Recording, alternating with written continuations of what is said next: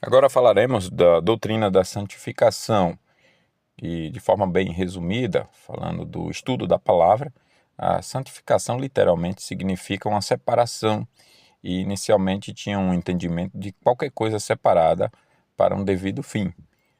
Depois significou coisas separadas para um fim religioso. Então, se você, suponhamos, né, escolhia uma roupa, isso seria uma santificação. Mas depois, falando aí da antiga aliança, né, do Velho Testamento, depois você vê o desenvolvimento, a evolução do sentido para um ato religioso. Então, tudo o que tivesse relação com esse ato religioso seria uma santificação. Então, alguém criava ovelhas, né, e separava o cordeiro para um ato religioso. Tinha vários cordeiros, mas aquele separado para aquele ato religioso era o santificado. Depois passou a significar, na evolução, aquilo que era separado em relação a Deus. Então, até então, esses significados são apenas significados que não têm a ver com a mudança de vida da pessoa. Então, alguém separado em relação a Deus seria, por exemplo, alguma coisa separada, não só alguém, alguma coisa, né? Seria, por exemplo, o sacerdote, ele é separado para o serviço religioso em relação a Deus. Um espaço era escolhido para ser um espaço onde Deus se faria presente em relação a Deus, aquele espaço escolhido.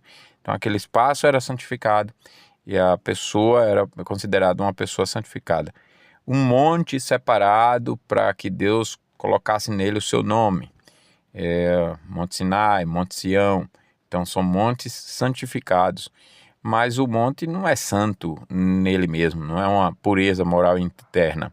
Então, por isso, o termo depois evolui para esse sentido de uma pureza moral interna, onde Deus ensina que ele é internamente, moralmente puro, e depois esse sentido evolui para essa pureza moral interna de Deus também ser a pureza moral interna daqueles que se relacionam com Deus. E aí sim, nesse momento, muda radicalmente o sentido da palavra santificação. Então, no momento que era apenas uma pessoa, por exemplo, separada na relação com Deus, você tinha um rei que não precisava necessariamente ser alguém convertido.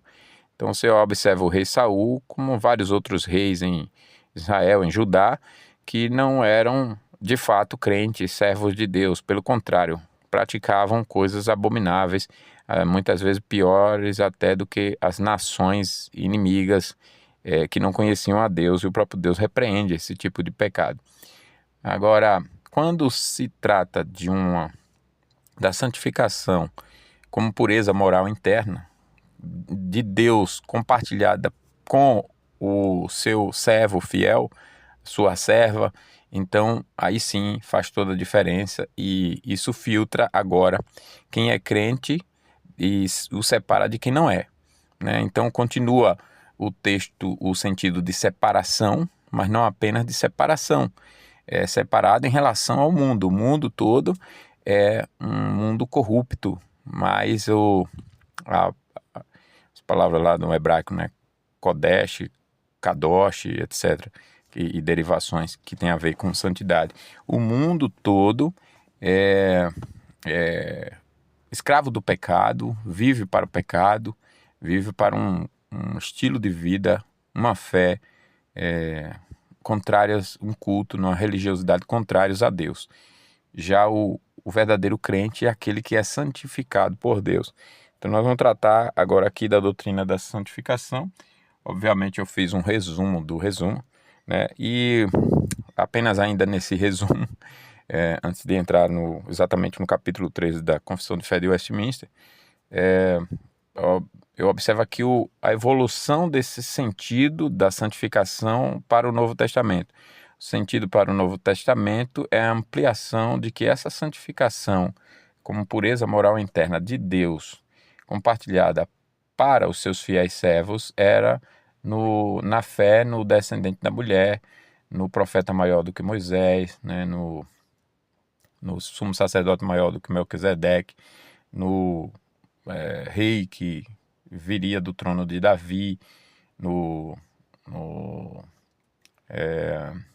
Messias prometido, no mediador entre Deus e os homens, no Cordeiro de Deus que tira o pecado do mundo, e daí por diante, né? Em alguém maior do que Abraão, o descendente de Abraão, em Isaac, ou seja, o fundamento da fé, da aliança de Deus com Abraão, uma aliança, um pacto de sangue soberanamente administrado. Então, a fé, é uma evolução dessa fé que se observa que o santo é aquele que é santo em Cristo, que o Cristo salvou, o verdadeiro Cristo salvou, o verdadeiro Cristo tirou do mundo. Em Cristo a pessoa foi salva. E é óbvio que essa fé está desde o Gênesis, né? Então, o sentido se evolui dessa forma, e aí didaticamente estou colocando assim, da palavra, porém, sempre foi esse o sentido. Por isso que Abel é alguém crente em Jesus e santo em Jesus, porque todos os santos sempre são santos em Jesus. Mas, cronologicamente e no meio do povo, a gente observa essa evolução.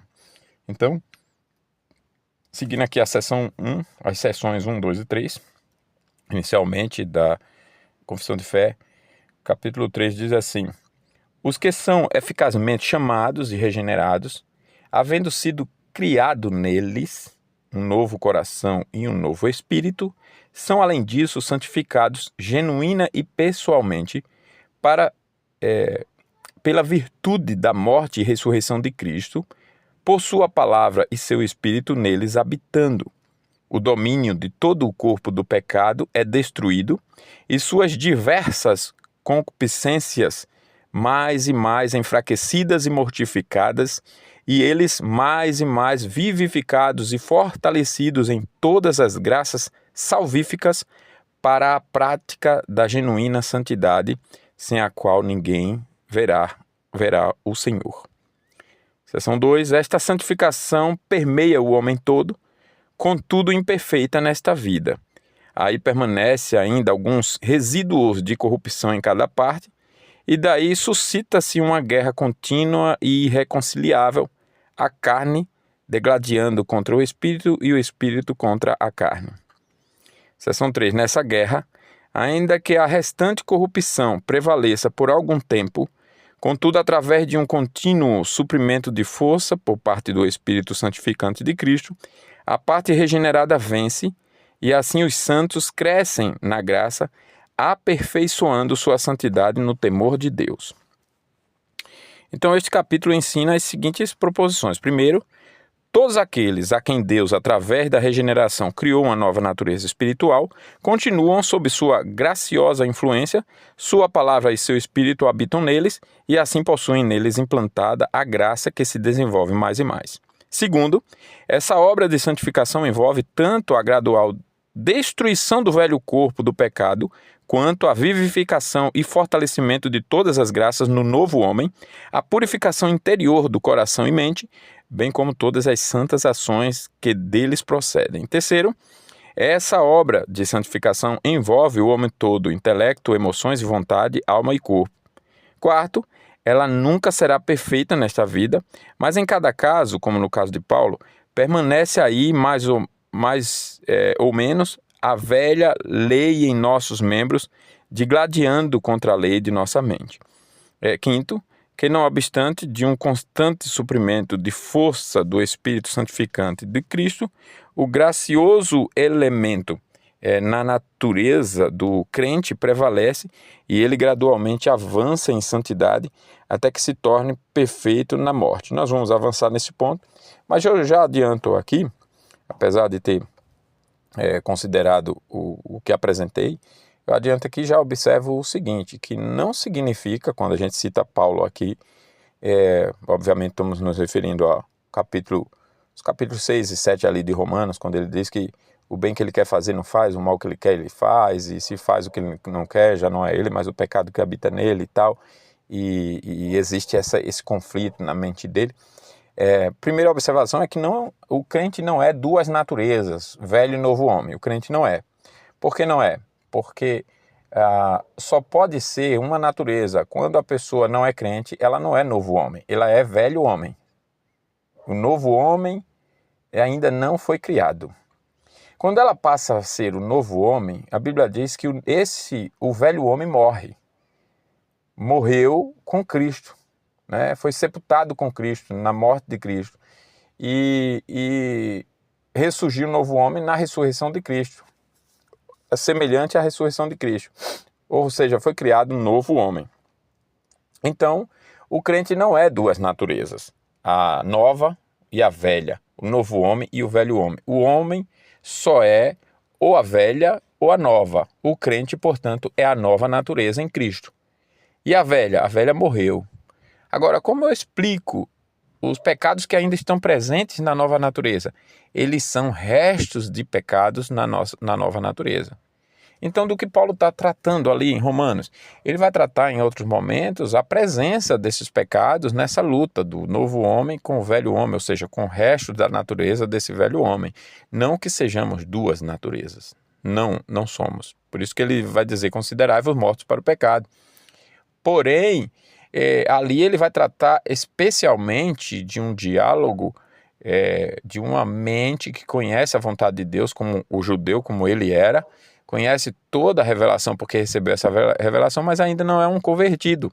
Por isso que ele diz, eu sou, no mesmo texto que ele diz, que não compreende o próprio modo de agir, porque não faz o bem que prefiro, mas o mal que eu quero, que eu detesto. Ele está falando de um querer não transformador, não poderoso em Cristo. Ele está falando de uma disposição natural que os judeus tinham e até hoje têm, de querer cumprir aquilo que está lá na palavra. É o bem que quer fazer, mas ele não faz, porque é vendido à escravidão do pecado. E só pode ser vendido à escravidão do pecado quem não foi comprado por Cristo dessa escravidão. Não tem como ter as duas coisas ao mesmo tempo. Jesus não salvou a pessoa da escravidão do pecado para a escravidão do pecado. Isso não existe. Isso não é uma doutrina bíblica. Então, a gente já observa aqui que o crente é santo em Cristo. Por isso que Paulo, quando vai escrever para a igreja de Corinto, que estava vivendo uma realidade de uma moralidade pior do que a moralidade do mundo, Paulo começa dizendo santos irmãos. E depois o argumento dele ia dizer, vocês foram tirados dessa vida na qual vocês estão vivendo hoje, mas esse estilo de vida não pertence mais a vocês são santos, então abandone essa prática. Venha para a nova prática em Cristo e viva essa nova realidade em Cristo. E na segunda carta ele elogia aquela igreja. Então, essa é uma observação que eu julgo de suma importância. Avançando aqui, observando aqui a primeira proposição que diz que Deus, havendo implantado na regeneração uma nova natureza espiritual, no objeto de sua graça, continua sempre a nutrir e desenvolver aquele princípio pela habitação de sua palavra e espírito até que alcance plena perfeição. O verbo santificar é usado na Escritura em dois sentidos diferentes. Consagrar ou separar, de uso comum para o uso sagrado, João 10,36, Mateus 23,17. Segundo, tornar moralmente puro e santo, o que eu já resumi, né? 1 Coríntios 6,11, Hebreus 13,12. E no último sentido do verbo, a regeneração é o ponto de partida da santificação e esta é o complemento da obra começada na regeneração. Como a regeneração é um ato da livre graça de Deus, assim a santificação é uma obra graciosa de Deus e eminentemente do Espírito Santo. Ela é atribuída absolutamente ao Pai, ao Filho e preeminentemente ao Espírito Santo, cujo ofício especial na economia da redenção é aplicar a graça assegurada através da mediação do Espírito. Os meios de santificação são de duas ordens distintas, interno e externos. O meio interno de santificação é a fé. Fé é um instrumento de nossa santificação e daí de nosso livramento da condenação e da comunhão com Deus. O órgão de nossa união com Cristo e associação com o seu Espírito.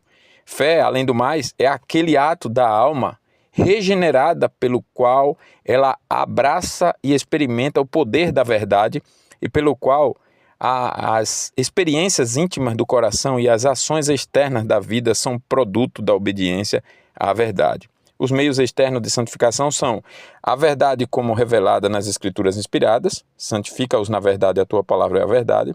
Desejai como crianças recém-nascidas o puro leite da verdade, a fim de poderes por ela crescer para a salvação.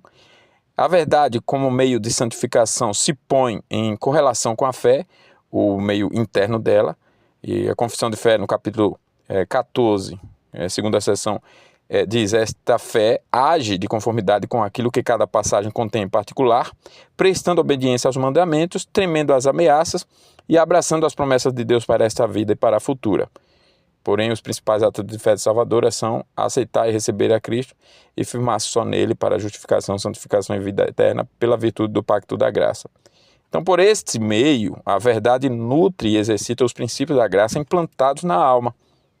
Então, nós temos os sacramentos, a oração. A oração é um meio de santificação. Primeiro, como ato no qual a alma entra em comunhão com Deus. Segundo, já que Deus prometeu responder à oração confiante com doação dos dons espirituais. Quarto, a graciosa disciplina da providência de Deus, como está lá em João 15:2, Romanos 5:3 e 4, Hebreus 12, 5 a 11. Deve ter-se em mente que enquanto o sujeito é passivo com respeito a esse ato divino da graça pelo qual ele é regenerado, após ser regenerado, ele coopera com o Espírito Santo na obra de santificação. O Espírito Santo comunica a graça, inclina e dirige em seu exercício e a alma se exercita nela. Então o Espírito nos inclina o pecador, o converte, ele passa a ser uma nova criatura em Cristo Jesus e a partir disso, com essas inclinações, ele então se exercita, a alma se exercita na graça.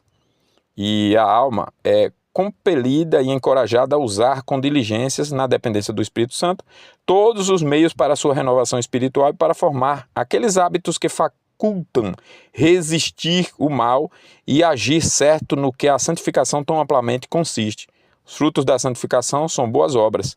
Uma ação, para ser boa, aliás, deve ter sua origem num princípio santo do coração e deve estar confirmada à lei de Deus. Embora não sejam a base de nossa aceitação, as boas obras são absolutamente essenciais à salvação, como as consequências necessárias de um estado gracioso da alma e exigências perpétuas da lei divina. Segundo, então, nós falamos da primeira proposição, né? Tudo isso aqui foi a exposição da primeira proposição. A segunda é que esta obra de santificação envolve a destruição do velho corpo do pecado, bem como o envolvimento da graça implantada na regeneração. Ela é também primeiramente interna e espiritual e então externa e prática.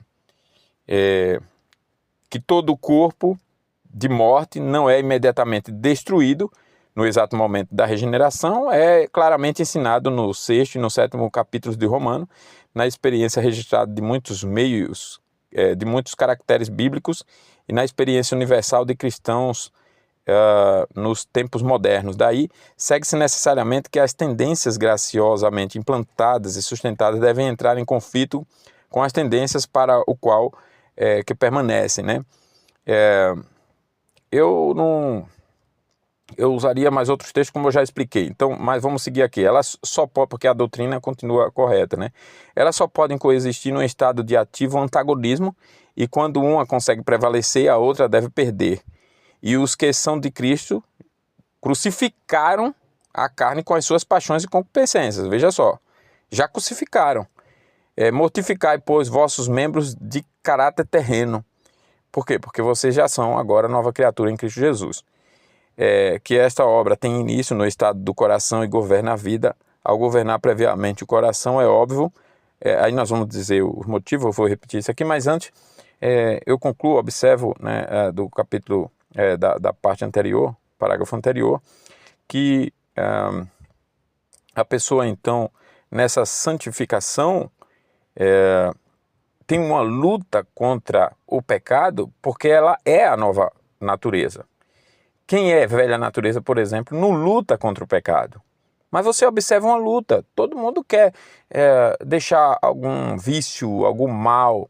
É comum nas pessoas quererem vencer suas fraquezas. E isso não significa que elas são crentes, elas são convertidas. você observa aí pessoas que estão dominadas pelo vício da embriaguez, elas fazem bastante esforços, elas se associam aos alcoólicos anônimos para poder vencer aquilo e conseguem êxitos, né, e mudanças e tudo mais. Tem pessoas que deixam as drogas, tem pessoas que conseguem deixar a vida até moralmente pregressa em algum nível, mas é só mudança moral.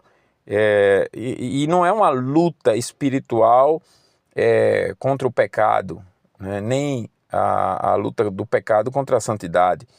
Porque está morto, está espiritualmente morto, então só faz pecado. Até o bem que faz, ela não conhece que está fazendo para o mal, né? Paulo mesmo achava que, antes de sua conversão, que tudo que ele fazia era para Deus. Perseguir a igreja para Deus, né? É óbvio que é contrário a Deus, mas ele achava. Por quê? Porque o homem morto não tem nenhuma... ele tinha muito zelo por Deus, o Paulo, mas não tem nenhuma... inclinação para Deus. Agora, quando há uma real guerra espiritual, não é que existem duas naturezas, é que a nova natureza agora não aceita nada da velha que já morreu. Hoje já não sou eu quem vive, mas Cristo vive em mim. Então, essa nova natureza, até que essa obra se complete, vai sempre expulsar, mortificar, despojar aquilo que é do velho homem. Então, é isso. Agora, continuando aqui, que esta obra tem início no estado do coração e governa a vida, ao governar previamente o coração, é óbvio, primeiro, à luz do notório fato da natureza humana de que o caráter moral de todas as ações se deriva das disposições morais interiores e das inclinações que as impelem. Então, obediência ou desobediência, santidade ou pecado originam-se no coração. Não precisa necessariamente ir para a prática. É óbvio que aqui a gente já observa e diz o seguinte: não avance para a prática só porque algo surgiu no coração que seja pecaminoso. Nem deixe de ir para a prática algo que surgiu no coração que seja santo. Senão você vai estar pecando, né? Deixando fazer o que é certo. Mas a minha intenção era boa, mas não foi para a prática. Agora, a minha intenção é má. Eu já pequei, então agora eu vou fazer. Não pense assim. Isso é o que o pecado, o diabo quer que as pessoas pensem, que os crentes pensem para cederem e caírem. E isso é pernicioso, é perverso.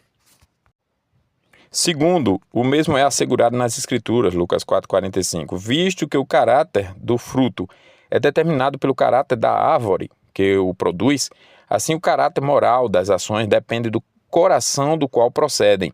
Ou fazer a árvore boa e seu fruto bom, ou fazer a árvore corrupta e seu fruto corrupto, Mateus 12,33. Terceiro, de fato as boas obras só podem ser produzidas pelo coração em viva união com Cristo. Como diz João 15,4, como o ramo não pode produzir fruto de si mesmo, exceto se permanecer na videira, nem vós o podeis, exceto se permanecerdes em mim. Terceiro, esta obra de santificação envolve o homem todo, intelecto, emoções, vontade, alma e corpo. Isso se prova primeiro à luz da necessidade do caso. Nossa condição natural e pecaminosa envolve cegueira de mente, tanto quanto cegueira ou perversidade de coração. Segundo, à luz do fato de que somos santificados pela instrumentalidade da verdade. Terceiro, implicitamente asseverado na Escritura que a santificação envolve iluminação espiritual. Nós temos aí Efésios 1, 17, 18, além de Colossenses 3, 10, 2 Coríntios 4, 6, 1 Tessalonicenses 5, 23, mas nós vamos ler Efésios 1, que diz o seguinte: para que o Deus de nosso Senhor Jesus Cristo, o Pai da Glória, vos dê o espírito de sabedoria e de revelação no pleno conhecimento dele, sendo iluminados os olhos de vosso coração, para que saibais qual seja a esperança da sua vocação e quais as riquezas da glória de sua herança nos santos. Como nossos corpos são partes integrantes de nossa pessoa, seus instintos e apetites agem imediatamente sobre os sentimentos de nossa alma. E daí devem manter o sujeito sob o controle da vontade santificada e todos os membros do corpo, como órgãos da alma, feitos instrumentos da justiça para Deus. Quarto, esta obra de santificação nunca será aperfeiçoada nesta vida. Diferentes partidos dos perfeccionistas mantêm que a perfeição é possível nesta vida em diferentes sentidos. Os pelagianos mantêm, primeiro, que a lei de Deus diz respeito somente aos exercícios e ações voluntários e não aos estados da alma. Pelagianos são os seguidores de um homem chamado Pelágio, que tinha ideias contrárias às doutrinas centrais do cristianismo, como, por exemplo, ele defendia o livre-arbítrio, e as ideias de Pelágio foram condenadas em concílios como o de Éfeso em 431.